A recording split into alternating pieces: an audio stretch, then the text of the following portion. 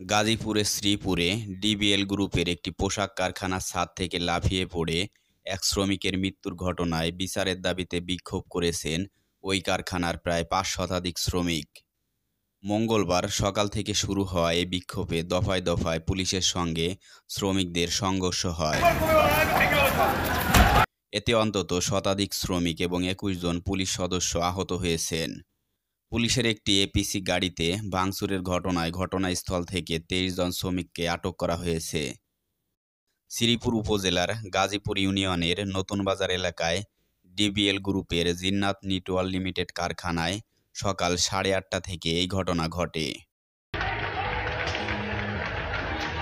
বিক্ষোভ চলাকালে পুলিশ এবং শ্রমিকদের মধ্যে ধাওয়া পাল্টা ধাওয়া, টিয়ার শেল নিক্ষেপ এবং লাঠিচার্জের ঘটনা ঘটে। পরে পুলিশ টিয়ার শেল ছুড়ে শ্রমিকদের ছত্রভঙ্গ করে দেয়।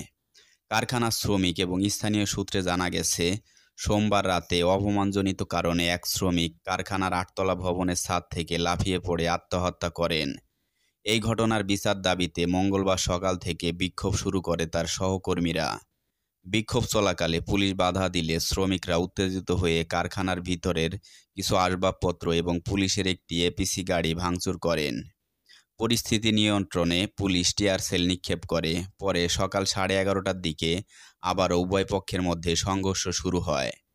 শ্রমিকদের দাবি, নিহত শ্রমিক জাকির হোসেন ছুটি চাইতে গেলে কর্তৃপক্ষ তাকে দুর্ব্যবহার করে তাড়িয়ে দেয়।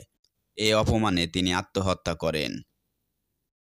অন্যদিকে কারখানা কর্তৃপক্ষ বলছে, পারিবারিক কলহজনিত হতাশা থেকে তিনি আত্মহত্যা করেছেন।